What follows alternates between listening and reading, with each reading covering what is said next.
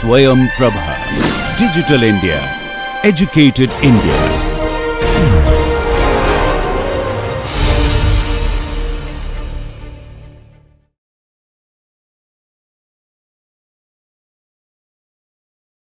Okay, so to continue where Neil left off, we'll be sort of talking about tournament problems. So the name, so let me just pause for a minute and say, so while we are the best possible motivation for this problem and sort of a typical example is actually a sports tournament, because it's sort of something that we all have heard of, know about and sort of discuss and so on. But this model, okay, I'd go into the details of it, this sort of mathematical model of studying these sorts of, this problem can be used more generally for example, in election, in decision making. So, for example, if you are considering various options, you have to make a decision. Say you are a manager in a company, there are certain proposals you are considering.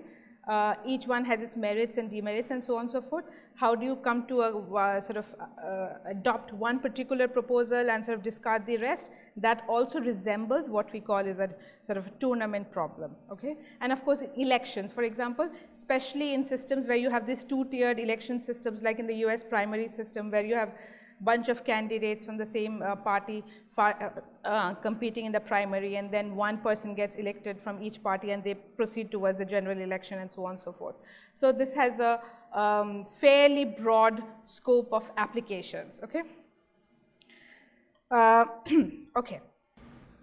So now the question, so what you heard earlier on in the earlier talk was that here is a tournament. How do we find the winner? When is finding a winner hard? And when can we easily find a winner? Or which people are likely to be the winners, right? Those sorts of things. Now I ask you even more sort of rather more topical question. There is a World Cup going on. Your favorite team presumably is India. So if I were to ask you, how should the competition be framed, or how should it be organized so that India is the winner, like the final ultimate, that raising the cup winner, okay? So that's sort of the framework that we are discussing here. You have a favorite team or you have a favorite player, and the question is, what needs to happen as far as the organization of the tournament is concerned, so that this individual or this team is the final eventual winner, okay? So that's what I mean by this question. How can we ensure a favorite player or team wins the tournament? Okay, so how can I even go about saying that my team can possibly win the tournament or not if I don't have some background information, right? So background information would be like, who are the other teams that they are playing? What is the win-loss record of my team versus theirs? And it's also just not enough to have the win-loss information of my team, my favorite team versus the other teams. I also need to know what the sort of win-loss record is of those teams amongst each other, because whoever wins among them might eventually play my team, if not in an earlier round, but maybe in the finals. Okay? So we have some information as to how a match between two teams would sort of play out, right? So that's what I mean by we have some predictive information about various matchups. Okay, so now this information is not perfect in the sense that whatever the history of two teams might be, one team may have lost every single match up until now and then suddenly they win. So, right, so that sort of information is never 100% perfect. It's predictive only, and usually in real life instances these are modeled by probability scores, like the probability of this team winning against this team is this, and therefore the probability of the opposite situation happening is 1 minus that value. And so the point is that if I have a team, if the favorite player that the team that I'm supporting, in this case I'll be using the word favorite, if it could beat everybody, okay, it happens sometimes in, it's like, let's just continue with the sports analogy. So in sports, there's one dominant team, it beats everybody, so like you're in good shape. If that's the team you're supporting, great. chances of winning very high. If you're not supporting that, too bad, you're most likely not going to win, right? Now, but is that really necessary? It turns out, what do you think? Is that necessary? No, right? Why? Anybody take a guess? You heard like there were lots of like the reasons were sort of discussed in the previous talk, but you can also guess like just by experience, like how, if you have watched any sports tournament ever, you would sort of have an idea. So the basic idea is, if my guy, I mean like the team that I'm supporting only plays teams that it can beat, then I'm in good shape, right? As long as if there are teams that my team cannot beat, but that team loses to some team that my team can beat, then I'm fine, right? I'm in good shape. As long as I don't have to play a team, my team does not have to play a team which I cannot beat, that's the hard situation. So basically, if I can rig the tournament in a way that my team never has to play a team it cannot beat, then my team can actually win the competition. That's literally a sufficient reason of winning the competition. So when I say what can I do? What I mean is the organizers. So who would do all these things? It's the competition organizers. And you may ask, why are they doing this? Well, because many a times actually in real life situations, these things matter because they want to increase viewerships, right? They want to have the teams that attract most attention are the ones that the organizers would want to feature in the final. There's a famous, so currently if you see, I wanted to run some examples and I wanted to use the Cricket World Cup example, but the problem was that this time around there are fewer teams, there's a huge round robin thing going on, and there'll be only 2 knockout rounds. So the examples were not, I mean, the situation becomes only 4 teams will be basically competing in the knockout situation. So in my example, in this particular talk, what we will be talking about are knockout tournaments, meaning you lose one game and basically you go home. Okay, so there are no round robin situations that you can make up your score eventually. So the best possible example is probably the FIFA World Cup, the Football World Cups, where they have like at least 4 elimination rounds and so on. So I don't want to spend a lot of time in this example, but what I'm trying to emphasize by this is that who you play actually matters. And who you play is decided by what is generally called a seeding or a bracket. Okay? So Neil mentioned the concept of a seeding. It's basically, I will explain it in the manner that I would need it for my talk, but basically let's just see this example a bit and you'll know what is going on, okay? So this round of, can you see this? So these were the teams that qualified for the pre-quarter final round, okay, during the last World Cup. Like some weird things happened in the last Football World Cup. England, I think nobody expected it to reach semi-finals, like even the ardent football fans, but they actually managed to get all the way to the semi-finals. Why did that happen? Because in each round, beyond the pre-quarter final round, they actually played a team that they could beat. Okay, so first they played Colombia and England.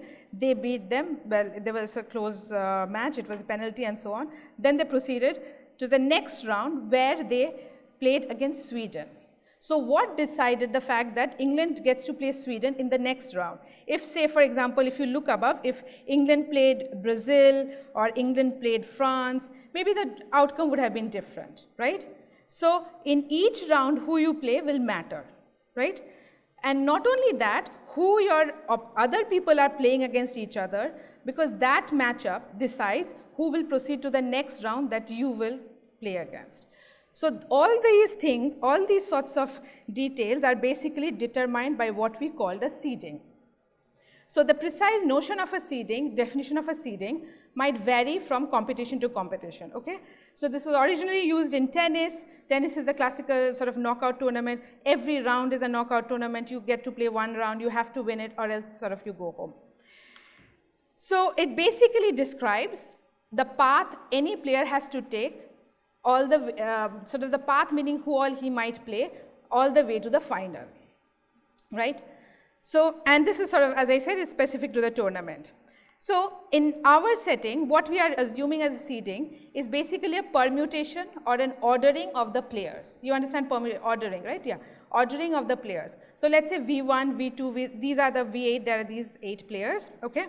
This is the way I will interpret the seeding.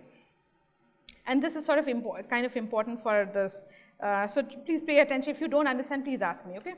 So, in the first round, V1 and V2 play each other, okay. They are just sitting in consecutive position.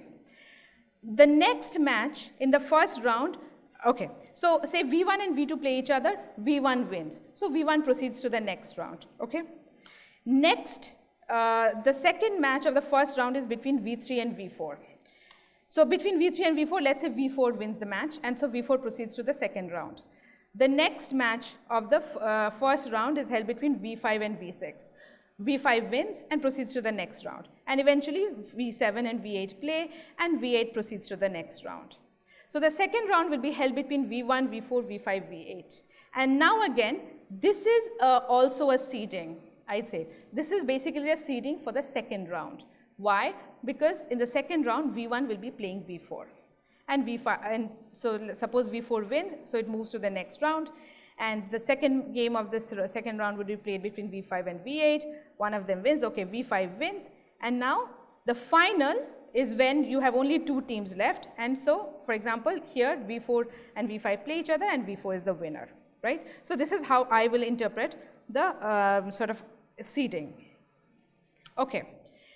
So if I asked you, what would it take for my team to win the tournament? What am I basically asking? Given the information I have about the various matchups between teams, like suppose I have information as to who will win against whom if 2 teams play against each other. Now, what I am basically asking is there a seeding which will ensure that my team will go all the way to the finals, and then in the finals will play against a team that it can beat, right? That is basically what it translates to. So, that is the question basically that we are asking. So, and this is what is known as tournament fixing in literature. It is basically modeled by a directed graph. Do you know what a directed graph is? It is a graph where the arcs have directions, okay. So, it's undirected graph is one where the arcs do not have direction. So, for example, this is a graph on what, 8 vertices? Yeah, 8 vertices. So, this is my team, okay. This is my favorite. Okay, let's see. It's my why is it green? Okay. Okay. So, this is the favorite. So, these are the 8 players. So, this directed graph basically gives me the information as to who will win against whom when certain 2 players play against each other. So, just looking at this, if B and C play against each other, B wins, okay. This directional arc, arc between B to C means B wins against C. So, between A and B, can you tell me what it means for this? How do I interpret this arc? Very good. Okay. So, this is the sort of convention we will be following. So, this is what we will call the win-lose graph. This is the information I have. This is the predictive information we have about various matchups. So, the question now is, by looking at this win-lose graph, can I extract a seeding, okay, that will ensure that this star player, this favorite guy, will actually win the tournament. Okay. So, this was a question that was introduced by these 3 people way back in 2009 in a paper that appeared in AMAS. So, okay. So, the question now, the first question is, can I solve this problem, right? So, that is what I mean, like how hard, is it like, is it obvious? Do you know sort of can you make a guess, or like, do you have any opinion as to what this should be? Like, should this question be easy to answer? By easy, I mean like in polynomial time.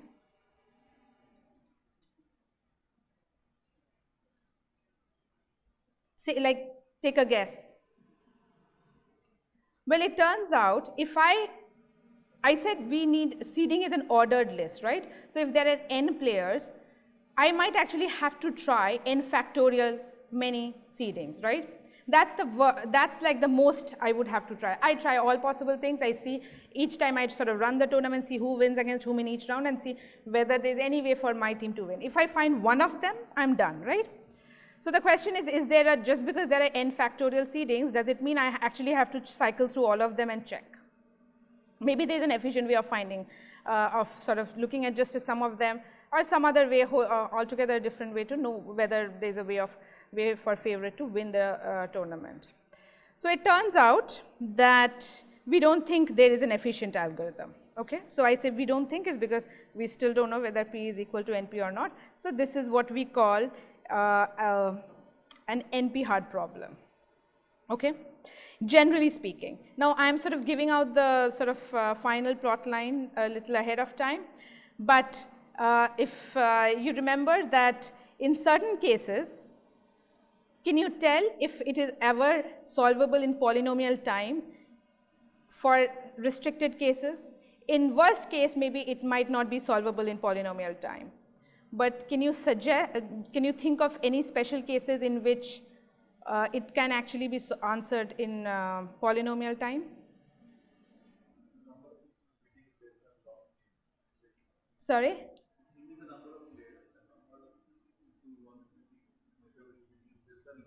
Yeah. Okay, very good. Why is that? Right. So is it clear why I have to play, like, so you're saying my guy has to play log n rounds to win the final tournament, right? That many now. So therefore it has to be able to beat at least one person in each round. So I need to be able, yes, that's actually true. If I look at the graph and see my guy does not beat log m people, then it's like you can say that there's no way you can find the thing. But anything else, any other condition?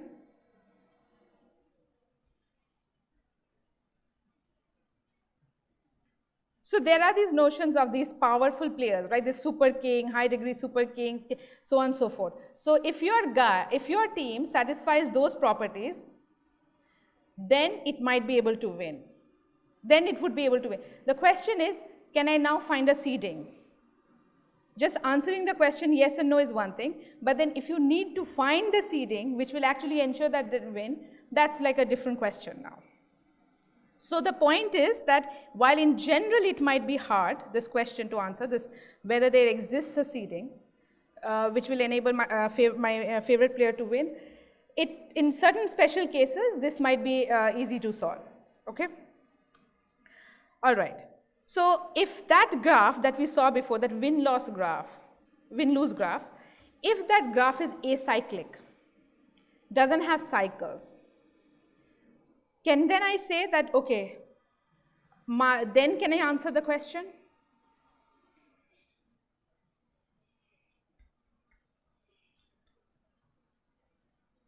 Anybody, please.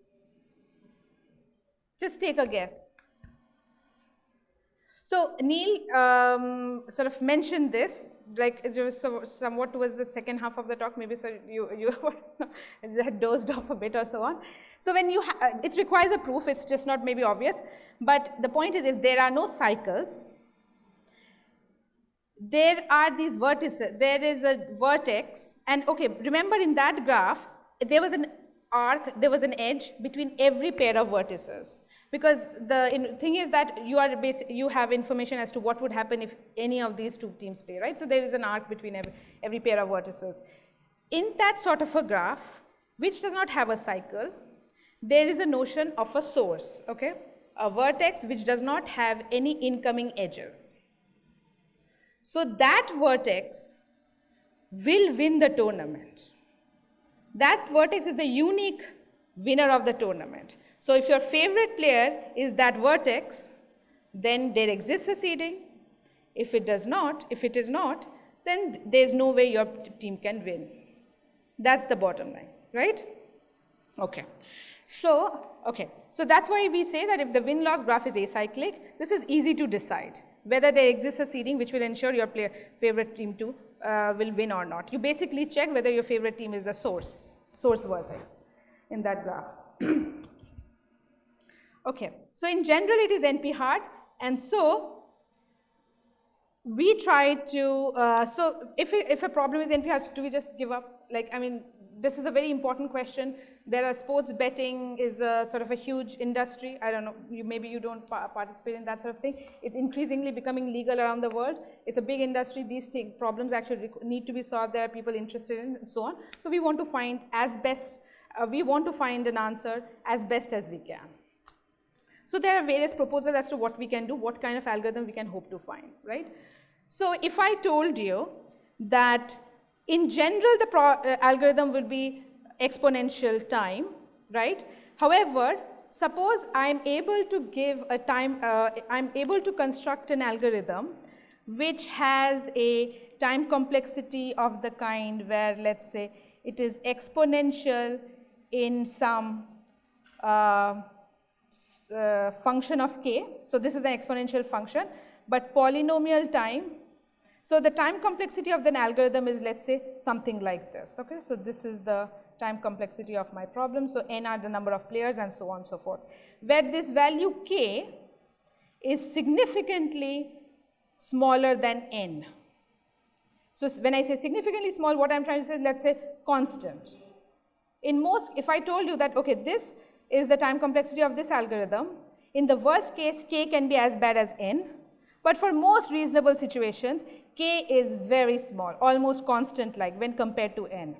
Then this algorithm, for all those practical purposes, basically works like a polynomial time algorithm. Okay? So this is sort of these are the types of algorithm that we are now interested in. Because we cannot solve the problem in sort of polynomial time in general, so this is sort of the time complexity that we are aiming for. Is it clear? Any questions? Okay.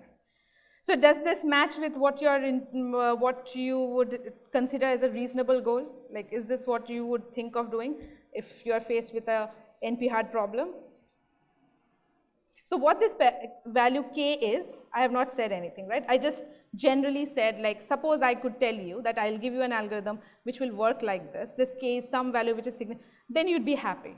So I'm saying, what could be that k, right? Suppose k is the number of upset matches in the tournament. What is an upset match? Upset match is one where a lower ranked or a lesser team beats a higher or a better team. Okay? So usually, in most cases, upsets happen rather, compared to the number of matches that there are very few upsets, right? There's a reason why it's an upset. Because you don't expect a lesser ranked player or a lesser team to beat a better team. So this is why we have zeroed down on k, because we expect this, if I take k to be this, then it is likely to be much smaller than n. Okay, so we define this parameter k formally to be the number of pairings in which a player will beat a better player. So how do I define a better player? Can I formalize this notion mathematically? What it would mean to be an upset game, what it would mean to beat a better player, and so on. Do you have any proposals? Like, do you, sorry? Correct. So that would be an example of an upset match in a real life situation, like in a tennis thing, right? This 15-year-old tennis, she beat Venus Williams in the first round. Like, this is a grand upset. So, and she qualified. So that's the example. So, but mathematically, how do we define who is a better player? How do we define, if I knew what a better player would be, is I can say what an upset is, right? A team player beats a player who is better by my definition. So how do I define a better player? Any suggestions? Okay, so do you know about this thing called topological ordering? Have you heard of it? Okay, so what happens is this. In this graph, okay, this is the win-lose graph. I look at the set of cycles. Now, I'm not saying I'm finding the set of cycles, but suppose I knew what the set of cycles are, okay? Now I tell you that I give you a subset of edges in this graph such that by removing those edges, okay, the graph becomes acyclic. Okay. Do you understand what I said? So, but by the way, remember, if I just delete those graphs, then I no longer have a win-lose graph, because a win-lose graph must have edges between every pair of vertices, right? So suppose, so instead of deleting those edges, I just switch their directions. So I tell you that it is no longer it does not have any more cycles, right? So then can we say something? So remember, we said that when I don't have any cycles in a graph, that's the easy case. That's when I can decide right away whether there exists a seeding or not, right? So I'm telling you that suppose there is a subset of edges whose reversal, like I just switch the edges, gives rise to an acyclic graph. Then can I define the notion of a better player? Like what means to be a better player compared to somebody else? Okay. So let's move forward. So given the graph like this, okay, after switching these edges, I perform what is known as a topological sort. Okay, so I get a ordering on vertices. This ordering of vertices has this fantastic property that all edges will go forward. By that, what I mean is all edges are pointing from left to right. So it's an ordering from V1 to Vn, whatever the vertex labels are, where there is an edge between directed edge between every pair of vertices, and all the edges are pointing from the lower to the higher. So what do these directions indicate? That by lower I mean the left player beats the right player, right? Remember our convention of arcs. The team that is on the left hand side will now beat the teams on the right hand side. So this is sort of what I give you. Now the edges that I had originally reversed, okay, those edges whose removal will basically make the graph acyclic, I gave them a special name, call them the feedback arc set. Okay, just like bear with me. So this is just a special name, why it is and so on, so that's like beside the point. So now I basically switch back their edges, back the direction. So I have the ordering, all the edges are pointing left to right, and now I go back and switch the ordering of these edges that had initially changed. So now what do I have? I have the same ordering. Most of the edges are going, let's say, from left to right, and in between there are these edges which are pointing backwards. Correct? That's how it looks. Okay, I think I have a picture. Yes. So this is an example. Okay. So I think this is actually the topology sort of, I mean, after sort of, I think I figure this is basically what would happen if these were the feedback arc set. So these red edges are the ones whose deletion will lead to an acyclic graph, or whose directions, if you switch, would lead to an acyclic graph. Okay. And so after performing the topological order, initially these edges were pointing forward, left to right, and so on, but then I switched back the orders and I highlighted them with red color so that it's easy for you to notice that all the edges, so there are lots of edges missing because there would be edges between, let's say, B and F and so on and so forth. So whatever the edges that are missing, they are basically black edges, meaning going from left to right, and these red edges are the ones that are going from right to left. Okay. So this is basically the ordering. Now what can I say? Now using this ordering, I want to say that A is a better player than B, because A appears to the left of B. So besides these red edges that are pointing back to A beats all the other players.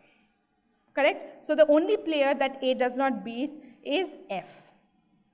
So B, the only player, the two players that B does not beat, the one that is sitting to the left of B, that is A, and my favorite player, this team, right? And then C basically does not beat any of the teams that are sitting before it, A and B. Obviously, they are more better players than them. And C is not beaten by any of the players to its right, meaning C beats everybody who is sitting to its right. So C is better than my favorite player. C is better than than E. This edge is missing. This would be a black edge. C is also beating F, and C beats G, C beats H, and so on. Okay, so this is how I interpret better. So these red arcs are the upset games. What does upset games mean? It means that in my tournament, if F were to play A is a very powerful player. See, like it beats everybody except F. then if there were to be a matchup between A and F would win. Okay, so this is the information I have at hand. So this, so the size of the feedback arc set is that parameter k. So for your purpose, you can remember as the number of upsets. Okay, so that is my parameter. So because I expect the number of upsets in a tournament to be considerably smaller than the number of matches played, so that is why that's it. I can hope for a time complexity I wish which is exponential in k but polynomial in n. Okay, all right. So now I am formally going to state this question as the input is a win-lose graph. The question is, does there exist a seeding that ensures that your favorite team wins? Now implicit in this is, suppose you know what those upset games are, upset matchups are. Usually in a general setting, finding feedback arc set of a graph, of a directed graph, it is also an NP-hard problem. Okay, so I can't just find that feedback arc set easily.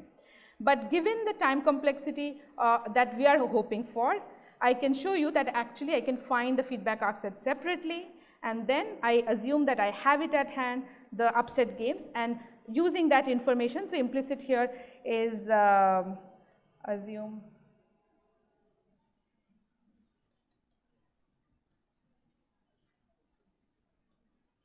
so FAS is that sort of upset game stick.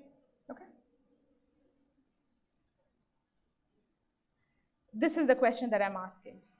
So the known result, the first result that was suggested was n to the power k. Okay, this was the first algorithm that was suggested.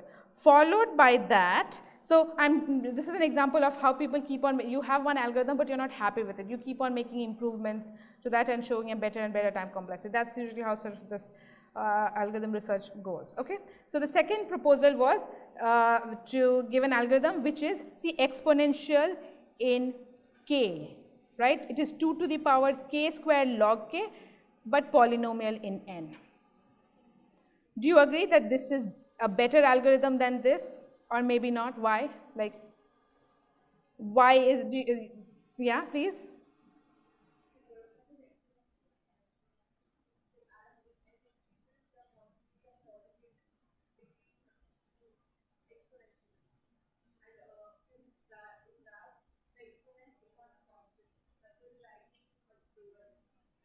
Okay, good.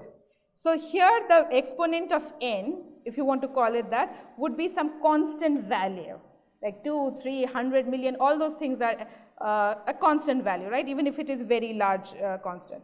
Here it is still k is still a variable, correct? So this function is a faster growing function than this thing. This, if I just look at the polynomial dependency, right? So this is a thing.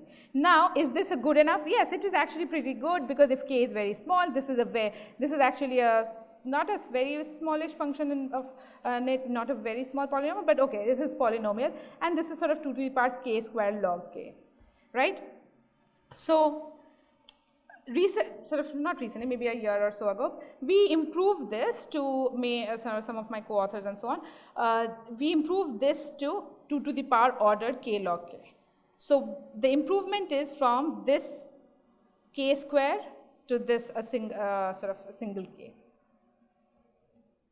Do you see sort of so this is just not to emphasize on this much, but so just to notice that these are all sort of step-by-step improvement on the same problem. We are solving the same problem, but the time complexity, the time taken to solve the problem is getting better and better.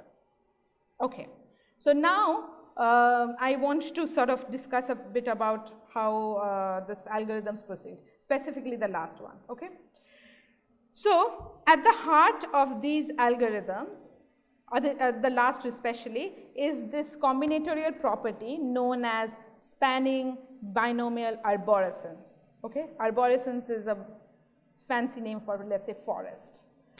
So this was the win-lose graph. It has order n square edges, correct? From here, my problem, I will tell you how, but translates to finding a subgraph of a very special structure. Is it clear what I am saying? So this was the graph given to you. This tells you all possible matchups, right, between teams. Only some of these matchups will actually occur in the real tournament. And that's the one that I'm trying to control, to have matchups which will be so that my player never has to face a team that it cannot beat, right? So from this graph, we are trying to find a subgraph with some special properties. If such a subgraph exists, I'll define what the subgraph is, then I can say that there exists a seeding which will ensure that my favorite wins, okay? And it's an if and only if condition. If such a subgraph does not exist in this graph, then I say that there is no seeding which will ensure that favorite wins. Okay, so the spanning binomial arborescence, I'll call it SBA from now on because the word is kind of a word, this term is a bit wordy and so on. So this is how we basically define. So these are the vertices from this graph. I just extracted them out, okay? I just wrote them in this sort of, I wrote this at the top because this is my favorite guy. I want this person to win. So between these players, there will be some games, right? So imagining that everybody plays in each round unless they lose. That's the format. So it's not that case where some players have a bye in the initial rounds, like the kind that Neil explained. Here, everybody gets to play a round until they go, like, lose and go home. So therefore, I'm trying to find the first round matchups so that the people who win the first round will obviously go on to the second round, then again define the matchups in the second round and so on and so forth, so that eventually only my favorite team wins, right? That's the agenda here. So from this, I'm basically trying to find edges from this graph. So let's see. So imagine that so if you look at it, I have colored them. I think you can see these are sort of what, yellowish color edges. So between F and A, this is the edge that I picked out, right? So I'm saying the first round F will play against A. Another first round matchup would involve E playing against H. This is this thing, this edge. The third matchup in the first round would involve B against C. Okay, so this is the B against C. And the final first round matchup would involve favorite playing against G. Okay, so then it means that F wins its matchup, E wins its matchup, B wins, and obviously favorite must also win, right?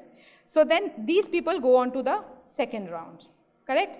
F, E, B, and favorite. So for the second round matchups, again I'm looking for how to, well, maybe favorite could play B, or favorite could play E, or favorite could play F. Why did I choose that favorite should play B and E should play F? Is the thing that decides that whether favorite will actually eventually win the tournament, okay? So suppose I decide that E will get to play against F and favorite will get to play against B. So then these are the edges. These are gray colored edges. It's marked here, these edges. So this to B, and this is the other edge, okay? These are the second round matchups. And then it means that E wins its matchup against F and favorite wins against B, because that's what my win-lose graph tells me. And then the final round is between a favorite and E. And over here I can see, well, see this edge between favorite and E, favorite actually beats E. So favorite is actually the winner. So this whole thing is to basically find a subgraph like this. So you agree this is a subgraph of this graph because I picked out these edges from this graph, right? So all the vertices are, the vertex set here is exactly the same as this. This is why it's a spanning subgraph, because all the vertices are part of this subgraph. And these properties, how I sort of pick these edges, they have some more special structure, but basically I'm looking for a rooted tree, spanning tree, where the root is favorite. So the question is, does there exist a rooted tree in this win-lose graph where the edges are all pointing downwards, the root is favorite, okay, and some more additional properties are satisfied?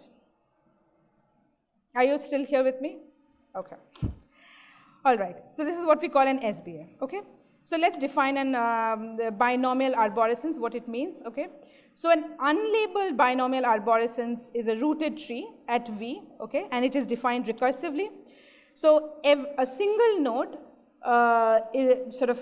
a single node V is a sort of tree in itself, right? It has just one node.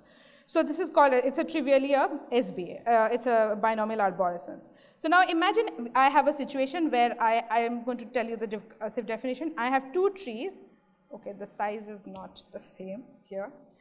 It is important that the size is the same. Again, I have managed to make this somewhat bigger, but okay, you get the picture, okay. So these are the two trees, okay. So the root is say U and V, okay. And now I say these are the two trees, I will create a bigger SBA, okay. I will create a bigger BA, binomial arborescence, involving these two, using these two trees. I basically can add an arc between U to V or V to U, whichever direction I want, and I have basically created, sorry, this one says, it should, what is going on? I'm new with this particular technology. So you'll hopefully forgive me if I'm clumsy. So this is now an SBA with double the size, right?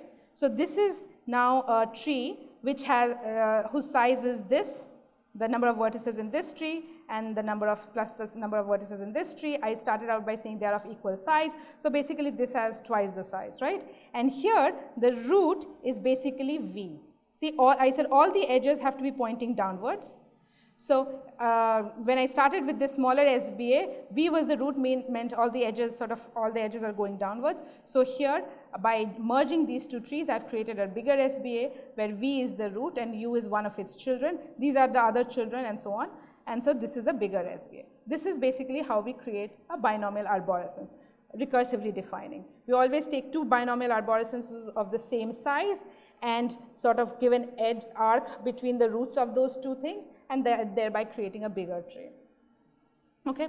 By doing this, if I manage to cover all the vertices in my original graph are part of this, then it's a spanning thing. The notion of spanning only makes sense when there exists another graph of which this is a subgraph. So here there is no notion of a subgraph, or there's no other bigger graph, so I'm just calling it a binomial arborescence. Okay. So now the edges that I'm using to define these arborescences, binomial arborescences, if they are part of a directed graph, okay, where the vertices actually obviously have labels, right, then what I get is a labeled spanning arborescence, spanning binomial arborescence. So the label portion comes from the fact that the vertices actually have labels. They are not when I was merging them, the roots actually had identities specific, and I took them from a bigger graph, and all the vertices of that graph were present in this binomial arborescence, and that's why it is a label spanning binomial arborescence. Any questions? Do you understand how I created this thing? Okay, so just the intuition of this is, what's happening is, maybe I can go back a little bit. Yeah, so what's happening is, what this means is, imagine the tournament was held between players that are part of this subtree. Then what I'm saying is, if these are the matchups, like the way I defined before, this is the way if the matchups were held in that competition, V would be the winner. Similarly, in this subtree, if I look, if I have a tournament involving the vertices in this subtree only, then U would be the winner. And then what I'm saying is, V and U, now I merge these two sub-tournaments, and V and U basically play in the finals of these tournaments, and V beats U, therefore V wins this combined tournament. That's the intuition behind the SBAs, okay? Okay. All right. So tournament fixing, the problem that we are interested in, is basically is equivalent to solving this particular problem involving SBAs. Does the win-lose graph have an SBA spanning binomial arborescence, okay, where favorite is the root? That's basic. So this is the question. This is the combinatorial question we'll be. So solving this would require us to solve this, and vice versa. Okay. So okay, this equivalence was shown by some people like in 2010 and so on and so forth. Okay. So here we basically are given the win-lose graph, and now we are basically looking for a subgraph, a spanning subgraph, where the subgraph is a rooted tree and the root is favorite. That's the question we'll be talking about now on. Okay. So just before I go into the algorithm, I'll just talk briefly about the properties of SBA, some more properties of the SBA, sort of they are important, just so you, you can follow the arguments forward. So for every vertex V, okay, so B is, let's say, an SBA, okay, so this is this tree, it has some sort of a root, it has all these children, all these edges are pointing downwards, these are the subtrees rooted at its children and so on, okay. This is the sort of, this is, let's say, the how it looks roughly. So this is the vertex V, okay, this is, say, this is the whole tree B, and the subtree rooted at V is called, say, let's say, B of V, okay, this is just a notation thing. So this, as we said before, this subtree itself is an SBA, right? It's an SBA in what? If I took that win-lose graph and just restricted, only looked at the subset of vertices that are part of this subtree, okay, and looked at the induced subgraph, then what I get is a smaller win-lose graph involving only the vertices of this subtree, right? So within using that smaller win-lose graph, if that is the win-lose graph I am looking at, then this subtree is an SBA in that win-lose graph. Similarly, I can say that this is, say, some other, by the way, these vertices are obviously disjoint, like they don't share vertices, right? This is sort of one vertex can only appear once in any one of the subtrees. So same thing holds for U. If I look at the vertices that appear in this subtree and I look at the subgraph, if I look at the win-lose graph and look at the induced subgraph of these vertices in that graph, what I will get is a smaller win-lose graph, and this will be an SBA in that subgraph. Okay, so that's sort of happening here. Furthermore, the number of vertices in an SBA is always a power of 2. So that's why I wrote this. Okay, this log n is an integer, this whole value. N is always a power of 2. And each of these subtrees, the size of the subtrees are also power of 2. Okay. Now, a root of an SBA, that if that SBA has n vertices, as is the case with B, then that root will have log n children.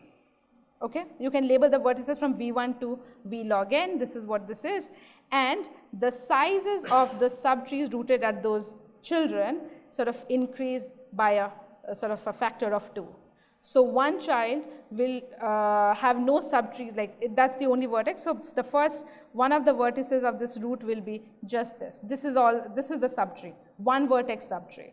The other child would be an edge, basically, because this is a subtree on 2 vertices, right? The other child would have a subtree on how many vertices? If you're following this formula, what should be the size of this subtree? So this is size 1, which is 2 to the power 0. This is size 2, which is 2 to the power 1. What should this be? Size 4, right? So as I said, this should also be an SBA of 4 vertices. So how should it be? It should also have this property that this has one child of this kind, the other one is a child like this. So basically, this guy has one child who has a subtree rooted at it which is of size 1, another child which has a subtree rooted at it which is of size 2. So this is how it will be, and this is how it proceeds. This is what this relationship says. Okay, so these things are very essential, critically used in our algorithm. Like this is a lot of structure that one can exploit.